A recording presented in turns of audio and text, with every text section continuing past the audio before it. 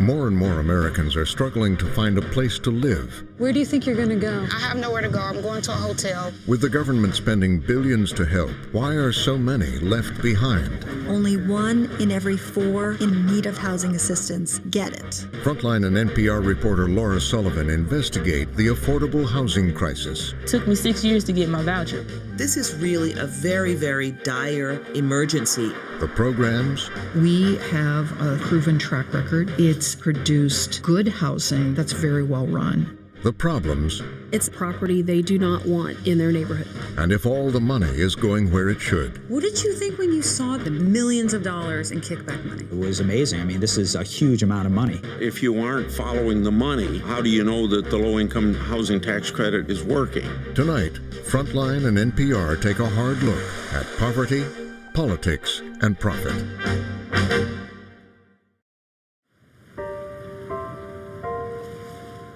I never imagined that a story about low-income housing would lead me here, to an upscale resort in Costa Rica. Los Sueños is a dream world with fancy condominiums and private villas, a first-class hotel, golf course, and its own private marina. I'd come here because our investigation into the money spent to house the poor had taken us into a hidden world of secret bank accounts and shell companies. But I'm getting ahead of myself. To understand what brought me to Costa Rica, I have to take you back 9 months earlier to where our story begins. As our city grows, the number of affordable homes is doing the opposite. It's shrinking. Some are calling it the worst affordability crisis in U.S. history.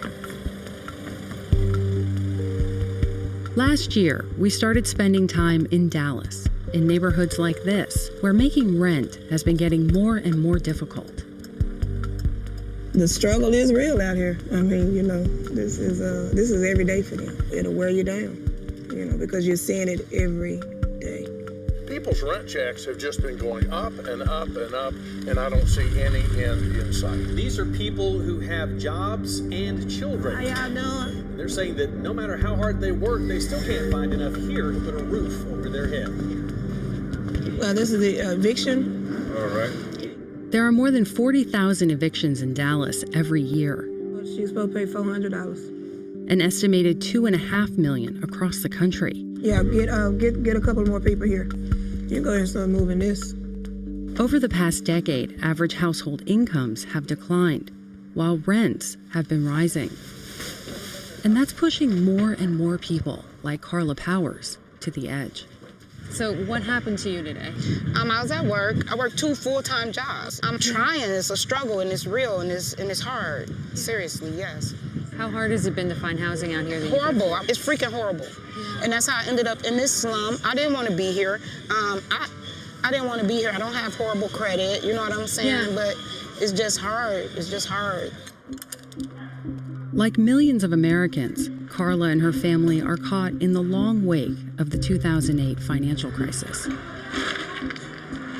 What happened when we hit the foreclosure crisis is that all of a sudden, millions of families lost their homes. They became renters, competing in the same rental housing market. And at the same time, incomes were going down, even if you could keep your job. And that led to a rental affordability crisis in this country that's as bad as it's ever been in our history. Did he come with the dollar? We have over 11 million renter households that are paying more than half of their income towards their rent each month.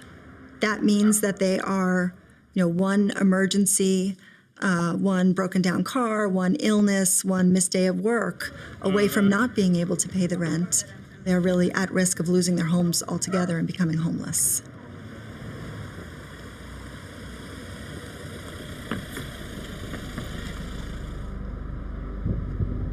Every year, the federal government spends nearly $50 billion to help the poor with rent and get them on the road to better lives.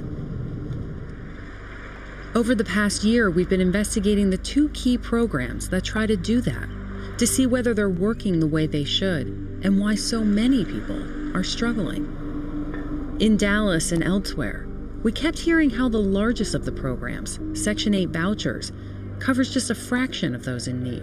Section 8 applications. Thousands of residents have been fighting for a chance to get public housing assistance. When the vouchers are handed out, the response is overwhelming. Chaos this morning in the parking lot as tempers flared over the city's plan to hand out the Section 8 applications. Some people have been here since Sunday morning, Monday morning. It's ridiculous. The voucher pays the difference between the monthly rent and what renters can afford. More than 2 million households use them, but wait lists can be years long. Well, how big a deal is it to get a Section 8 voucher? Only 1 in every 4 households that are eligible for and in need of housing assistance get it.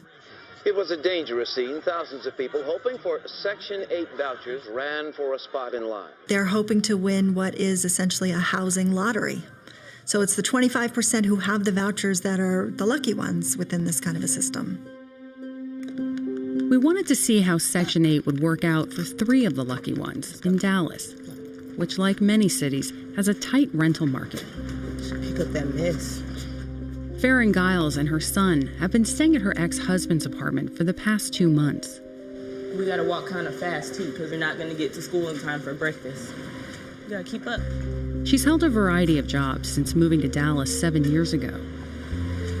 I've been a cashier, I've been a stocker, I've been a caregiver, I've been a welder, I've done clerical work, stuff like that. Oh, Mom made cupcakes last night. But even when working, she says it's been hard to find a place she can afford. What did you think when you got the voucher?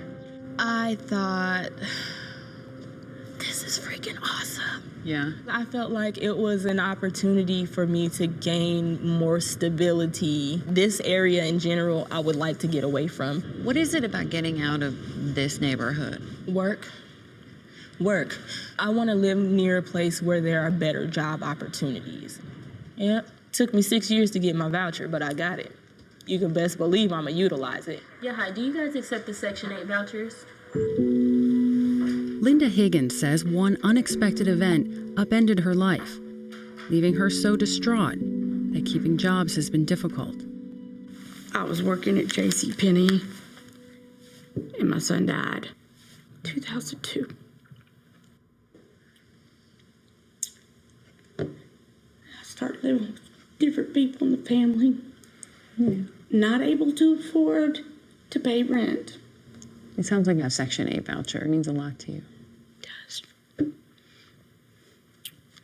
I haven't had a place of my own since 2002. Is it scary that it can all fall apart? That's why we had to go to the shelter. I met Ciartis Harris in a Walmart parking lot in South Dallas. Because they were called.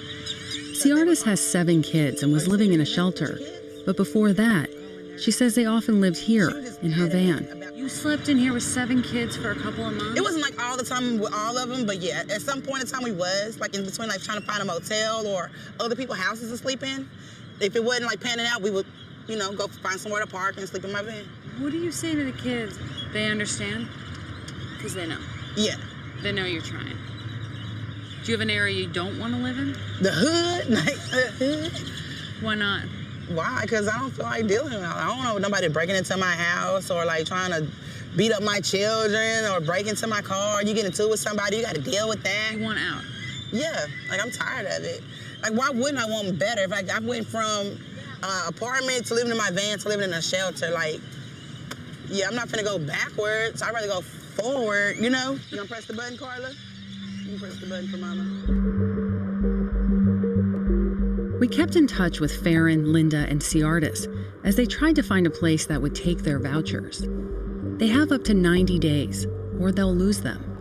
And what they're hoping for is one of the main goals of the Section 8 voucher program, the chance to move to neighborhoods with better opportunities. Researchers from Harvard and Stanford took a look at this and found conclusively for the younger kids, they're significantly more likely to finish school, go to college, finish college, get better jobs, earn more money, not have teen pregnancies, not get involved in crime and drugs.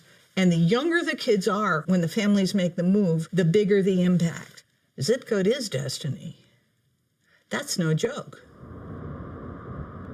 One of the hottest zip codes in Dallas is the northern suburb of McKinney.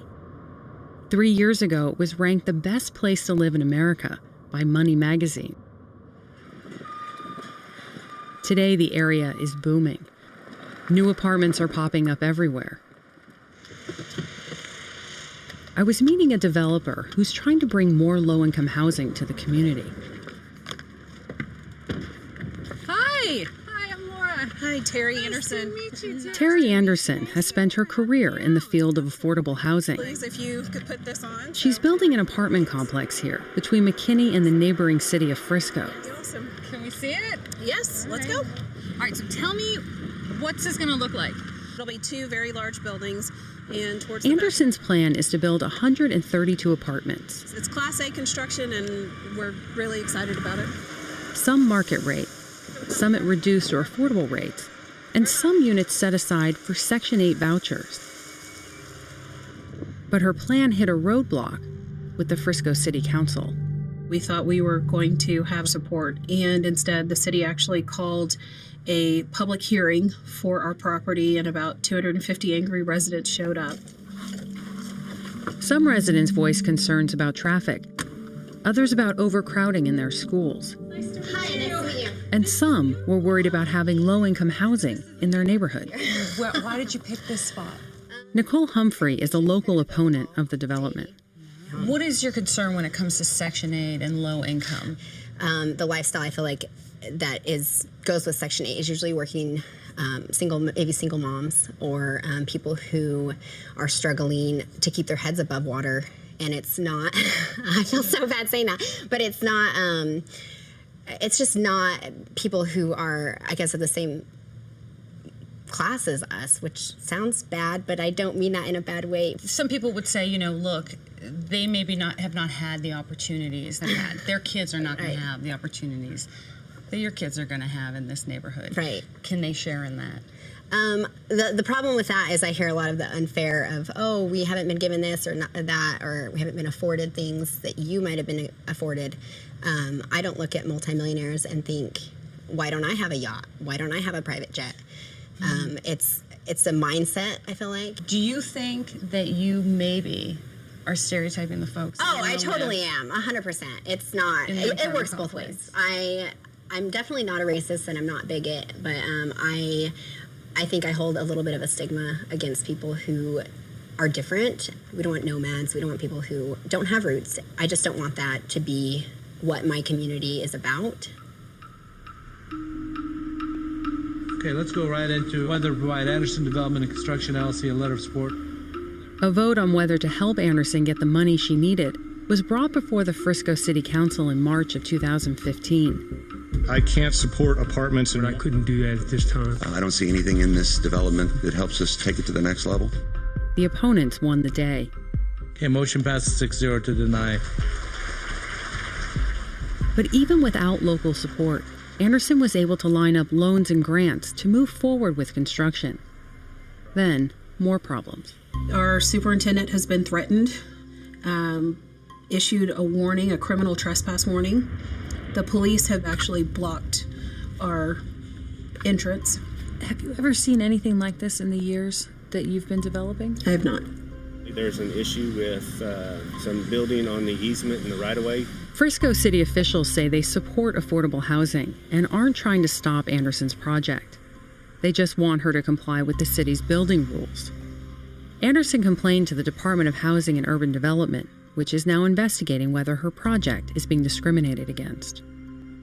It is a concerted effort to shut down development of a property they do not want in their neighborhood.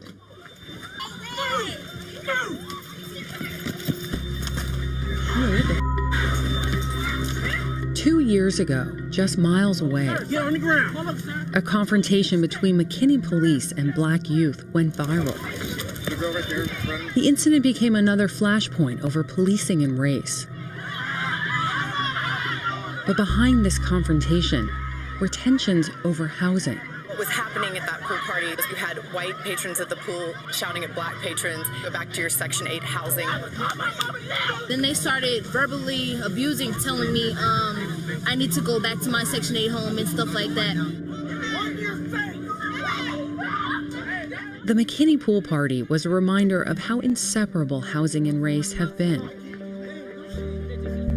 and of federal policies that divided our cities more than 80 years ago. In 1933, the Public Works Administration began to build public housing. And the important thing to know about this is that it built segregated public housing in cities across the country that had never known segregation before. Then, in the 1940s and 50s, the government bankrolled a mass migration to the suburbs. The Federal Housing Administration subsidized single-family homes outside central cities for white families only. 2/3 of the people in our country now live in a metropolitan area. Mostly the growth is in the suburbs. At the same time, industry left urban areas. So poverty became even more concentrated, making low-income, segregated neighborhoods even more desperate economically than they had been previously. Are we gonna start to do it now? Are you ready, Say? By the 1960s, the segregation and desperation boiled over. Race riots swept the country. Segregation was something that was eating us away. Most of the focus of civil rights work had been in the South. But by the mid-60s, we were making that turn towards the North, and in the North, segregation was the issue, housing segregation in particular. We want a strong, fair housing bill, and that's the only thing that's going to make us stop. And so it's no mistake that the Fair Housing Act, which had been stalled in Congress, is passed just days after Martin Luther King is assassinated. The act outlawed all discrimination in housing and went further. The Fair Housing Act was now saying we're going to aggressively and affirmatively look for ways to create opportunities for integrated housing and to encourage local jurisdictions to do so. Within years, as conditions in public housing deteriorated, new alternatives were enacted, like Section 8 vouchers. So the Section 8 voucher program was created to continue assisting low-income people with their housing cost needs, right? So a household could take their voucher and move to a higher income, higher opportunity neighborhood. Vouchers would help some of the poor pay their rent. But as old public housing projects came down, new affordable options were needed. And by the early 1990s, the government had launched a new construction program, relying on the private sector. It was called the Low Income Housing Tax Credit. And so the idea of the Low Income Housing Tax Credit emerged as a way to create a new public-private partnership that would allow more affordable housing to get built. The program would spur billions of dollars in private investment to remake the image of public housing. It would also open the door to a whole new set of players and politics. So you both were interested in the same things. Back in Dallas, I met developers who were among the earliest to see opportunity in the new tax credit program. Together, Brian and Cheryl Potashnik became some of the most successful affordable housing developers in the country. I think at one time we were ranked in the top 10 and the largest in the state. They got their start in the neglected neighborhoods of South Dallas, areas where the demand for affordable housing was greatest, and the tax credit program was set up to help. Well, for instance, you can see the Potashnik showed me how the program works. The IRS gives billions in tax credits to the states. Then the states award the credits to developers. And this is you guys. Yes. Who sell them for cash to investors, mostly banks. The developers use the cash to help build apartment buildings. And because taxpayer money pays for most of it, they can charge the lower rents that are required. It's like when you buy a house, you have to put a down payment. Yeah. That's your equity. Yeah. That's the tax credits give us the equity to build the apartment complex. Could you build these properties without tax credits?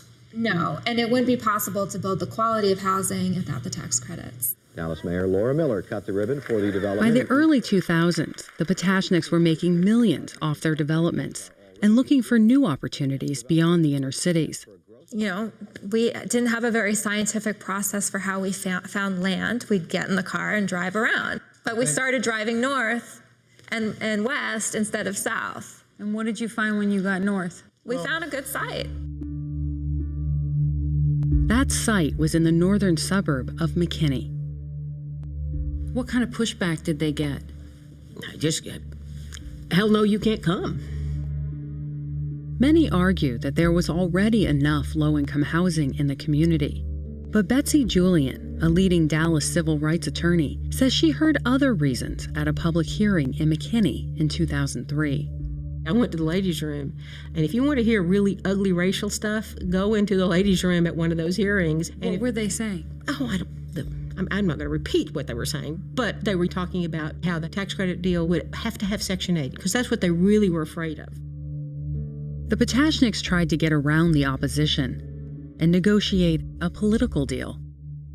We had hired a consultant who was a state senator, who was also a lawyer. And a consultant. And he got us an appointment with the lieutenant governor. But then we were told that we needed to hire another consultant, but we couldn't know who that consultant was. You had to hire somebody whose name you were not allowed to lobby the governor. We would get calls from consultants. Look, I know the governor. I know the senator. I know this one. I can help you here. I mean, it just rampant. It's just pay me this amount and don't worry about how I do it.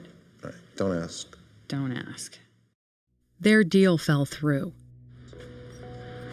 And their development plans to build in other communities that didn't want low-income housing generated broader opposition. Soon, Texas began requiring letters of support from local and state officials to help get tax credit deals done. What did that mean for the projects when you had to get a letter of support? It basically meant that if the neighborhood didn't want it, that property was not going to get built.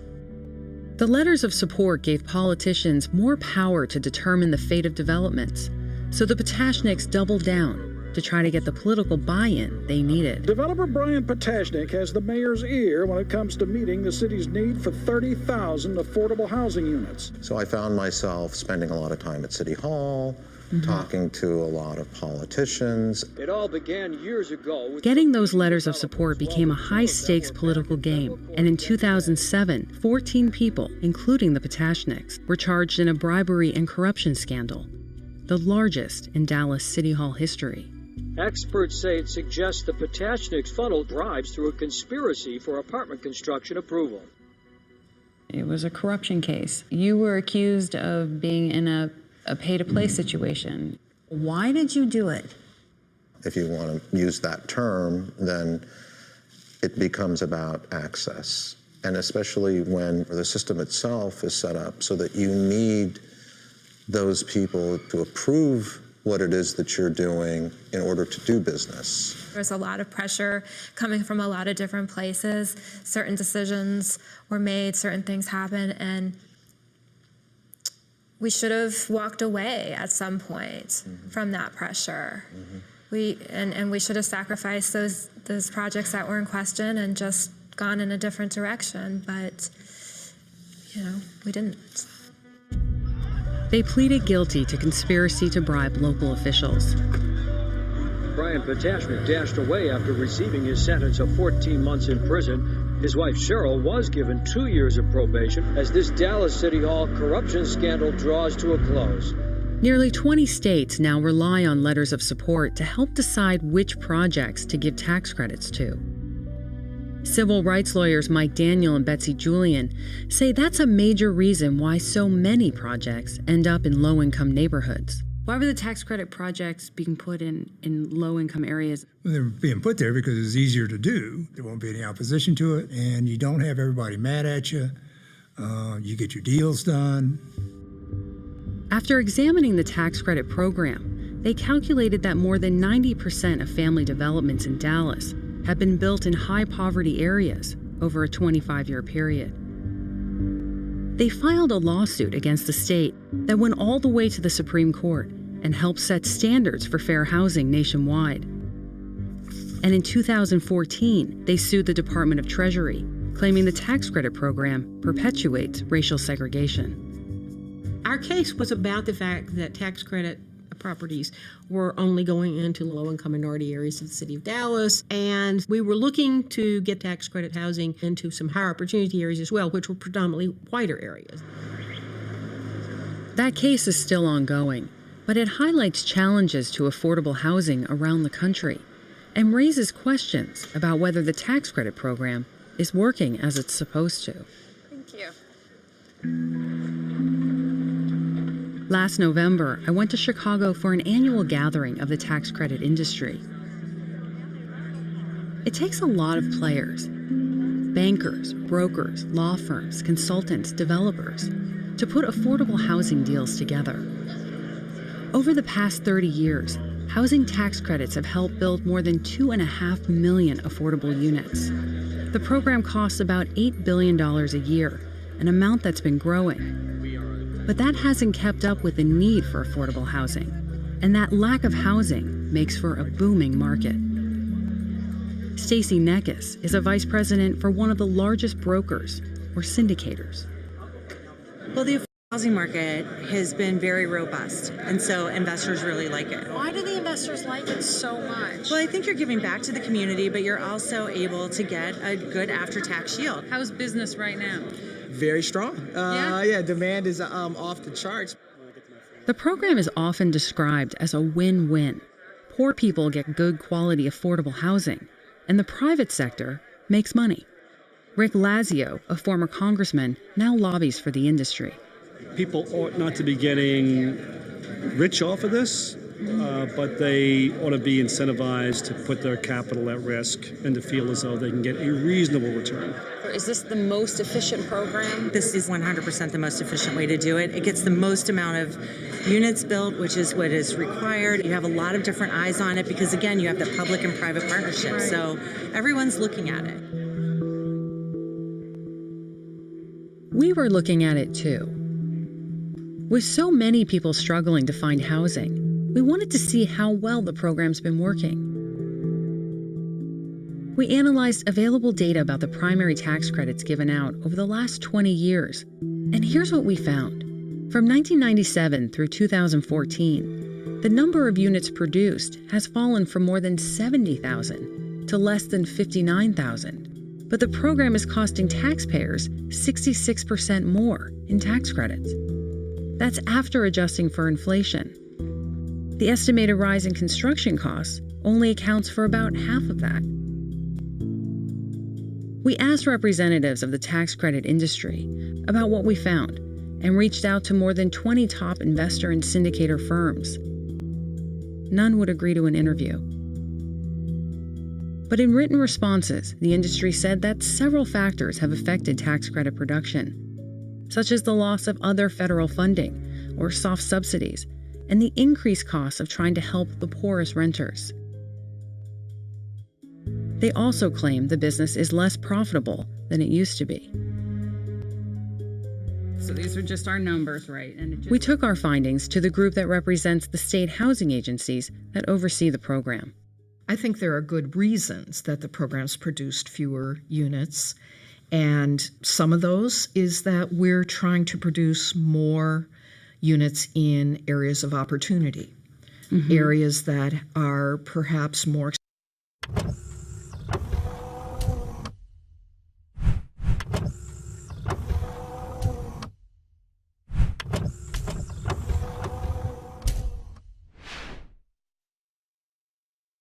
expensive. Okay. We're also trying to do things like ending homelessness.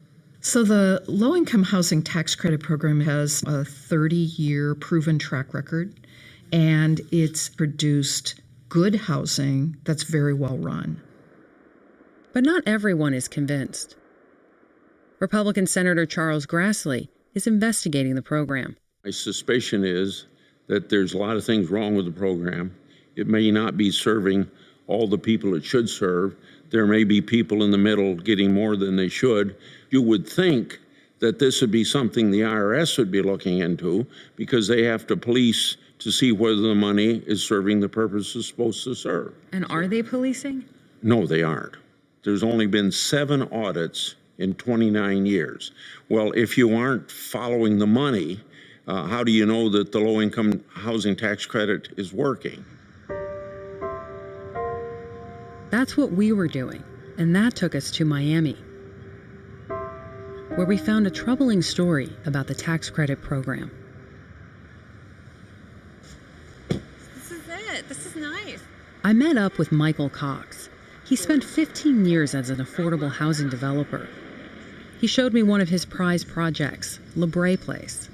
Hi, how are you? Mike, how are you? It's a $25 million development with 90 units, half of them for formerly homeless, like Mike Flannery. You would never know where the people came from in this building. Where'd they come from? Well, like myself, they was just about to be on the street. South Florida is one of the tightest housing markets in the country, and developments like La Brea are much in demand. And it's approximately 2 to 3 years waiting list. To get into the building? Yes. It has a community room, a small gym, This is a great room. its own laundry. We leave it open 24 hours because of the residents that work. Supportive housing actually saves taxpayers money every year because it costs more to have people on the streets using services like emergency rooms, police. And so in the long run, it actually will save taxpayers money over the lifetime of this project. But there was more behind the story of La Brea. Cox had a partner in the project, the Carlisle Development Group. Carlisle was founded by Lloyd Boggio, a leader in Florida's affordable housing industry, and it was run by his partner's son, Matt Greer. Together, Carlisle and Cox's company, Biscayne Housing, became a powerhouse. Between 2006 and 2009, the two companies had more than $250 million under development. Biscayne Housing went from nothing to the number 12 affordable housing developer in the country. And, and Carlisle became the number 3 developer in the country. In the country at that and time. It was exciting. But the partnership had problems. Cox says he suspected Carlisle was cooking the books. He discovered documents about secret accounts. They showed about $6 million in construction funds had been kept secret. How could they have $6 million in extra funds? I had no idea. Carlisle's secret accounts would soon get the attention of federal prosecutors. This is a Carlisle development that involved Lloyd Boggio and Matthew Greer. Assistant U.S. Attorney Michael Sherwin has spent nearly 5 years investigating the tax credit industry in South Florida. As Sherwin and his team dug into Carlisle and Biscayne's construction contracts, they discovered a kickback scheme. This is the actual contract that was signed. This is how it worked on one Carlisle deal. Florida Housing wants to know, how much is it going to cost you, Carlisle, to actually build this thing? They tell Florida Housing, we've signed this contract and it's going to cost $14,866,000 to build. Now, there's an email between Carlisle and the contractor, and they negotiated this the day before that we're only going to pay you, contractor, $12,750,000 to build. We're telling the state we're going to pay you $14,866,000. 1 day later. Exactly. So they knew a day before they submitted that the actual construction cost was $2 million less. Correct. Carlisle used the inflated cost estimate to win more tax credits from the Florida Finance Agency. It's not a very complicated scheme. It's a lie for money. The contract is inflated, so this lie enabled them to get excess of $2 million just on this one deal. By the time they were done, investigators discovered the two companies stole $34 million from 14 projects. What did you think when you saw the millions of dollars in kickback money? It was amazing. I mean, this is a huge amount of money. And this is all on top of the tens of millions that was made in legitimate fees and profits. This is the apartment. And prosecutors discovered something else. Nearly $2 million had been stolen from La Brea, the apartments for the homeless. And Michael Cox was a part of it. They were extorting me, saying, we will kill these projects unless you agree to this kickback scheme. And unfortunately, this is where good people make bad decisions. Michael Cox does not go to Florida Housing. Michael Cox does not go to the FBI. Michael Cox says nothing and accepts the money. You spent the next several years taking the money, and a lot of people are going to wonder why you did that. Why did you take it? I convinced myself that this was okay and that I was building amazing projects in the community. I went from fighting monsters to becoming a monster. I tried to reach the other partners in these developments, Hi, Mr. Boggio. but none would talk. Sullivan from. I wanted to ask them about where that $34 million went. Some of it was tracked back to Boggio's personal accounts. One was called Caesar and Cleopatra. Caesar and Cleopatra, those are the names of his two dogs. Over 12 million flowed through that one account. Through that account that was named after his dogs. Correct. Other kickbacks to Boggio, Greer, and Cox came through a cutout called SSHH Construction. This is a fake construction company. They should set up construction. It's literally construction. Correct. I like mean, SSHH, like be Sure. quiet construction. It was just used to hide the money. And prosecutors traced some of the money back to Boggio's house. I believe his house is valued at $11 to $14 million, his mansion in Coconut Grove. He liked to live a good lifestyle. Ultimately, Boggio, Greer, and Cox pleaded guilty to crimes related to the kickback scheme, a scheme that had gone unnoticed by state housing officials for years. These housing agencies don't have a lot of funding. They don't have a lot of manpower. Looking at Florida Housing, it's a small office with a limited staff that is in charge of managing hundreds of millions of dollars in state, local, and federal money. So the IRS is relying on the housing authorities to ferret out problems and corruption. Correct. In Tallahassee, I went to see the man who was running the agency that oversees the tax credit program in Florida. What was your reaction when you first heard about this investigation? Certainly disappointment that anybody would do that with programs that are designed to serve folks in need. The prosecutor in the case described the agency as a bit outmatched when it came to developers with millions of dollars and lots of resources. Do you think that's accurate?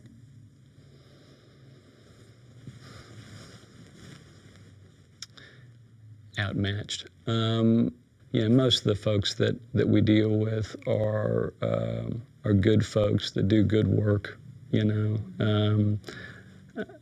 Presumably that's similar in all states. That's why you've got few foreclosures and relatively few scandalous incidents. I'm trying to figure out if there are so few scandalous incidents because they're not happening or because they're so difficult to catch. There's a lot of financial risk to a lot of folks, for playing that game. So you feel like this is kind of a one-off or a bad apple? Yes, absolutely. Some of the officials at Florida Housing say that this was a one-time thing. This was an aberration. Do you think that's true? No, I don't think it's true. We'll see what the future holds, but there's a lot that needs to be looked at, and there's a lot of people that need to be held accountable for what's been going on and what's to come, I think, in the future. Soon, the head of the Florida Housing Agency we'd interviewed would resign in scandal. And as we kept looking into the tax credit program here, we heard about allegations involving another major affordable housing developer. My name is David Deutsch, and I'm one of the co-founders of Pinnacle Housing Group. We discovered a company called DAX was owned by the principals of Pinnacle, And bring something new to affordable housing. a source in the development industry told us that DAX was being used to hide extra profits from Pinnacle projects. So one of the other ones that we're looking at is this DAX company, which has the same address as another really large Florida developer, Pinnacle, down here in Florida. Okay. We've been told through a source that this was a company that didn't actually do any work. I can't comment on this. I don't know. Maybe later, but not now. Because you know this one. I can't say I know it, but it's probably best if I don't say anything about this. Turns out, Sherwin did know about Pinnacle and Dax. 3 months after our interview, he charged Dax with stealing federal tax credits. The company signed an agreement with prosecutors admitting it inflated costs by more than $4 million on 4 projects. It returned the money and paid a $1 million fine. Under the deal, the charges will be dropped if the company continues to cooperate with prosecutors. Okay. But we still had questions about Dax. It's definitely the name of a company. I agree. I'm just wondering if it's possible that Dax is a person in Costa Rica. That's the rumor. The leadership in the company was going down there.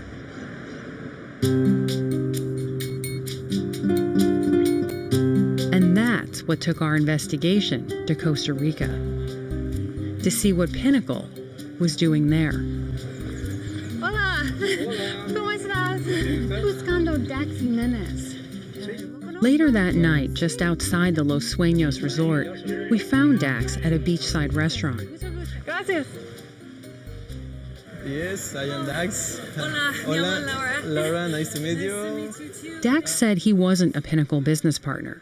He said he was just a guide and a driver, and that they named the shell company after him. These guys, they named a company after you. Yes, they told me that. They told you. They told me, but excuse me, I didn't believe. You didn't? No, I didn't. He said he had no idea what the company had done. Let me show you what happened. But he did know the partners had been coming to Los Sueños for years. One of the principal managers. Principal managers, right? And we found out why. They have a Costa Rican company called Casa Oasis. That company turned out to be a property right here in the secluded area of Los Sueños. At the top of the resort, I found Casa Oasis. It's their multi-million-dollar private villa where they take vacations and we learned have taken bankers and syndicators. Last week, Florida's housing agency went to court to ban Pinnacle from affordable housing projects for 2 years, saying the company had used Dax to engage in fraud. Pinnacle declined our request for an interview, but told us it would contest the ban and said it did not violate any state rules.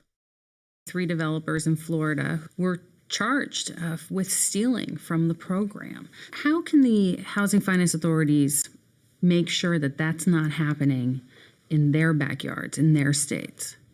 We really encourage our publics, people who are out in the community, people who are working with developers, to really come to us if they see issues that they think are not right with a project. We just encourage people that if they see something, say something. Okay.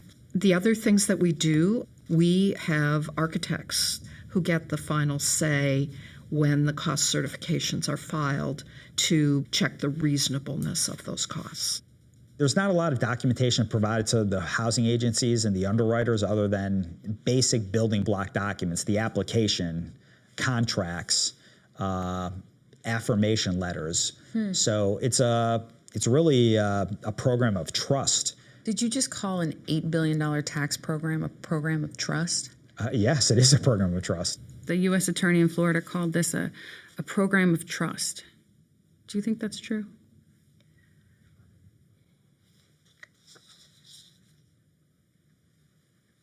This is a program where communities, states, developers, and investors work together. And certainly there is an element of trust in any development project. I think the vast majority of projects really come through pretty well. The tax credit industry told us that it supports more stringent auditing and doesn't tolerate fraud of any kind. The developments are phenomenal and people need it. There's no need to extract extra money. It's like killing the golden goose. That's what they're doing. How widespread do you think the corruption is? Look, I don't have the metrics to tell you, but I know that this fraud doesn't just reside in South Florida. There's too much money involved, And, based upon information we've looked at, this fraud exists in other jurisdictions. Sherwin says he's now investigating other national developers, as well as bankers and syndicators. Last December, the Carlyle executives were sentenced. Lloyd Boggio received nearly 5 years in prison. Matt Greer, 3 years in prison. Michael Cox had to repay the millions he stole and receive probation because of his work with the homeless and cooperation with prosecutors.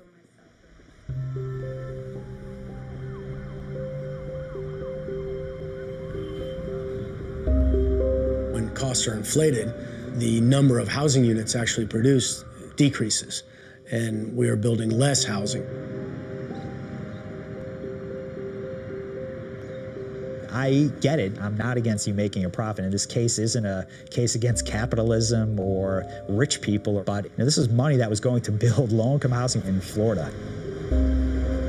And it didn't. The money that they took could have built hundreds of additional extra units, especially at this time. Look, there's a housing crisis across the United States. And you were hurting the homeless people on the street because you were taking money that belonged to them. Absolutely. We ended up really, really hurting the people we serve and betraying their trust.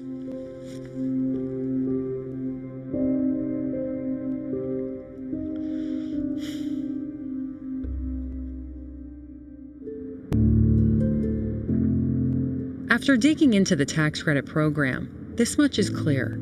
There are a number of reasons why it's producing less affordable housing and costing more. But without strong oversight of the billions flowing through the private sector, it's hard to know exactly where it's all going.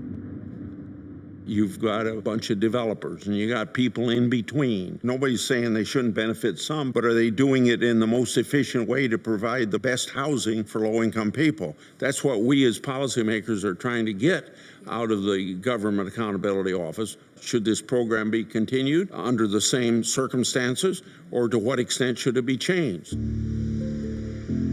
We wanted to ask officials at the Treasury Department about the tax credit program they run. They wouldn't agree to an interview. And officials at the Department of Housing and Urban Development, which runs the Section 8 voucher program, also declined.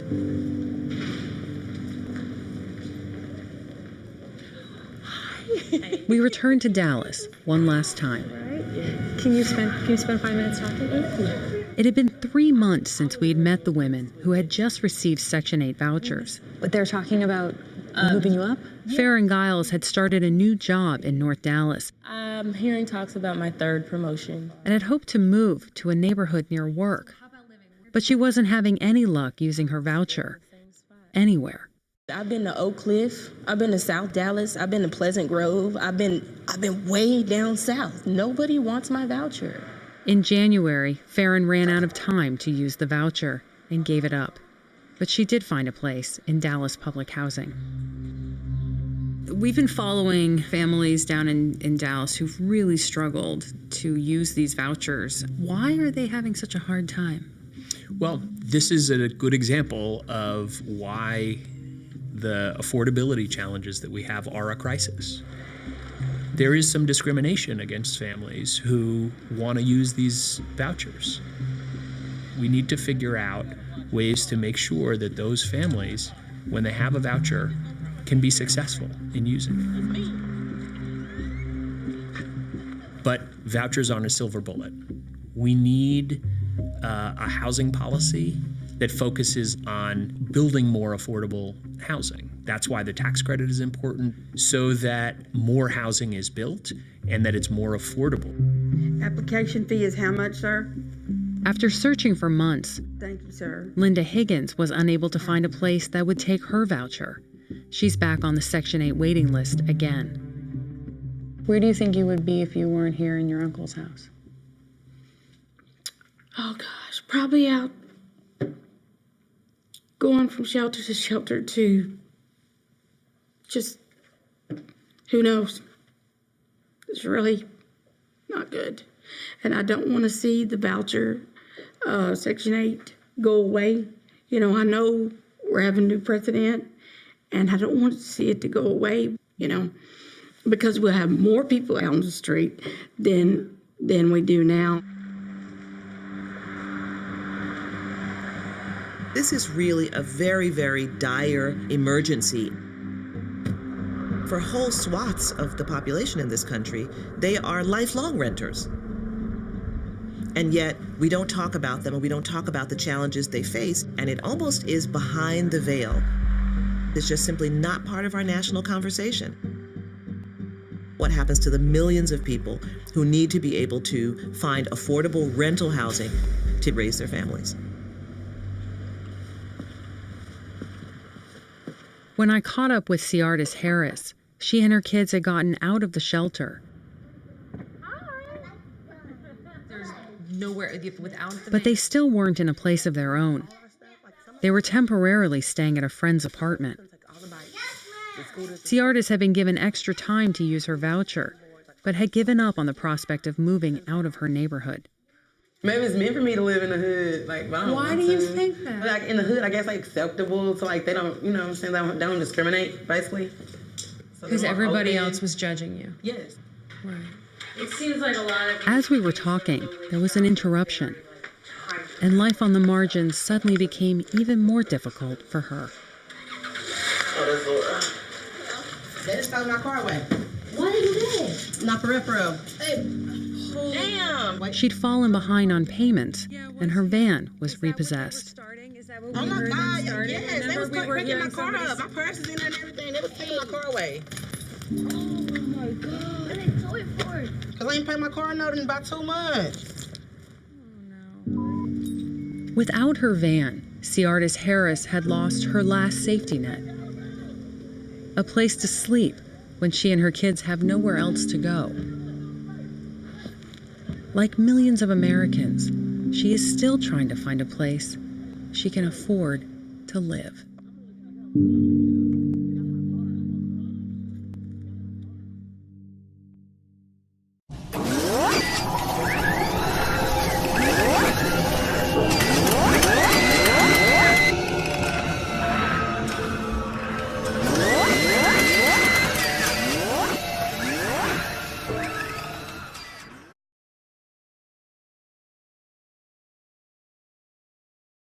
More and more Americans are struggling to find a place to live. Where do you think you're going to go? I have nowhere to go. I'm going to a hotel. With the government spending billions to help, why are so many left behind? Only 1 in every 4 in need of housing assistance get it. Frontline and NPR reporter Laura Sullivan investigate the affordable housing crisis. It took me 6 years to get my voucher.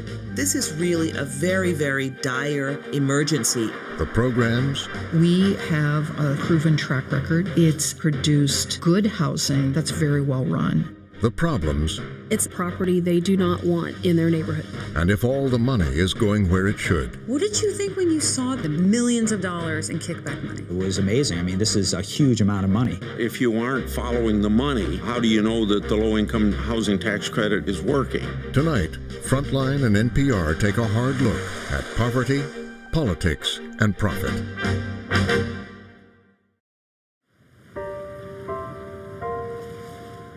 I never imagined that a story about low-income housing would lead me here, to an upscale resort in Costa Rica. Los Sueños is a dream world with fancy condominiums and private villas, a first-class hotel, golf course, and its own private marina. I'd come here because our investigation into the money spent to house the poor had taken us into a hidden world of secret bank accounts and shell companies. But I'm getting ahead of myself. Vouchers are handed out. The response is overwhelming. Chaos this morning in the parking lot as tempers flared over the city's plan to hand out the Section 8 applications. Some people been here since Sunday morning, Monday morning. It's ridiculous. The voucher pays the difference between the monthly rent and what renters can afford. More than 2 million households use them, but wait lists can be years long. Well, how big a deal is it to get a Section 8 voucher? Only 1 in every 4 households that are eligible for and in need of housing assistance get it. It was a dangerous scene. Thousands of people hoping for Section 8 vouchers ran for a spot in line. They're hoping to win what is essentially a housing lottery.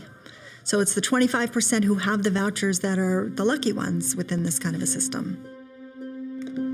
We wanted to see how Section 8 would work out for 3 of the lucky ones in Dallas, which, like many cities, has a tight rental market. Pick up that mess. Farron Giles and her son have been staying at her ex-husband's apartment for the past 2 months.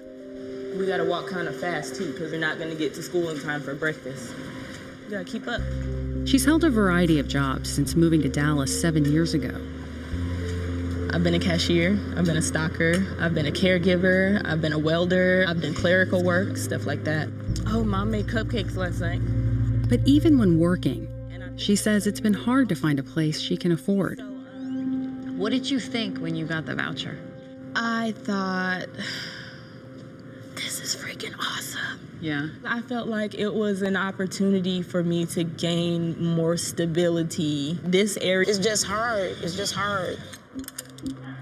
Like millions of Americans, Carla and her family are caught in the long wake of the 2008 financial crisis. What happened when we hit the foreclosure crisis is that all of a sudden, millions of families lost their homes. They became renters, competing in the same rental housing market.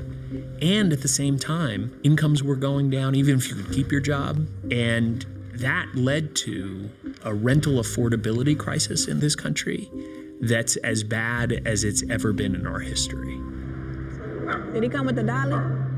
We have over 11 million renter households that are paying more than half of their income towards their rent each month.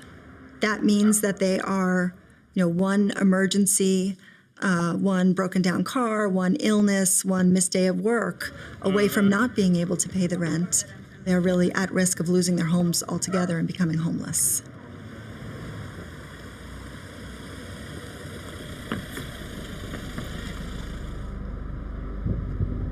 Every year, the federal government spends nearly $50 billion to help the poor with rent and get them on the road to better lives. Over the past year, we've been investigating the 2 key programs that try to do that, to see whether they're working the way they should and why so many people are struggling. In Dallas and elsewhere, we kept hearing how the largest of the programs, Section 8 vouchers, covers just a fraction of those in need. Section 8 applications. Thousands of residents have been fighting for a chance to get public housing assistance. When the area in general, I would like to get away from. What is it about getting out of this neighborhood? Work. I want to live near a place where there are better job opportunities. Yep. Took me 6 years to get my voucher, but I got it. You can best believe I'm going to utilize it. Yeah, hi. Do you guys accept the Section 8 vouchers? Linda Higgins says one unexpected event upended her life, leaving her so distraught that keeping jobs has been difficult. I was working at JCPenney, and my son died. 2002. I started living with different people in the family, not able to afford to pay rent. It sounds like a Section 8 voucher. It means a lot to you. It does. I haven't had a place of my own since 2002. Is it scary that it can all fall apart? That's why we had to go to the shelter. I met Ciartis Harris in a Walmart parking lot in South Dallas. Because they were called. Ciartis has 7 kids and was living in a shelter. But before that, she says they often lived here in her van. You slept in here with 7 kids for a couple of months? It wasn't like all the time with all of them, but yeah, at some point in time we was, like in between like trying to find a motel or other people's houses to sleep in. If it wasn't like panning out, we would, go find somewhere to park and sleep in my van. What do you say to the kids? They understand? Because they know. Yeah. They know you're trying. Do you have an area you don't want to live in? The hood, like the hood. Why not? Why? Because I don't feel like dealing with it. I don't know nobody breaking into my house or like trying to. To understand what brought me to Costa Rica, I have to take you back 9 months earlier to where our story begins. As our city grows, the number of affordable homes is doing the opposite. It's shrinking. Some are calling it the worst affordability crisis in U.S. history. Last year, we started spending time in Dallas, in neighborhoods like this, where making rent has been getting more and more difficult. The struggle is real out here. I mean, you know, this is every day for them. It'll wear you down, you know, because you're seeing it every day. People's rent checks have just been going up and up and up, and I don't see any end in sight. These are people who have jobs and children. How y'all doing? And they're saying that no matter how hard they work, they still can't find enough here to put a roof over their head. This is the eviction. All right. There are more than 40,000 evictions in Dallas every year. She's supposed to pay $400. An estimated 2.5 million across the country. Yeah, get a couple more people here. You go ahead and start moving this. Over the past decade, average household incomes have declined, while rents have been rising. And that's pushing more and more people, like Carla Powers, to the edge. So what happened to you today? I was at work. I work 2 full-time jobs. I'm trying. It's a struggle, and it's real, and it's hard. Seriously, yes. How hard has it been to find housing out here? Horrible. It's freaking horrible. And that's how I ended up in this slum. I didn't want to be here. I didn't want to be here. I don't have horrible credit. You know what I'm saying? Yeah. But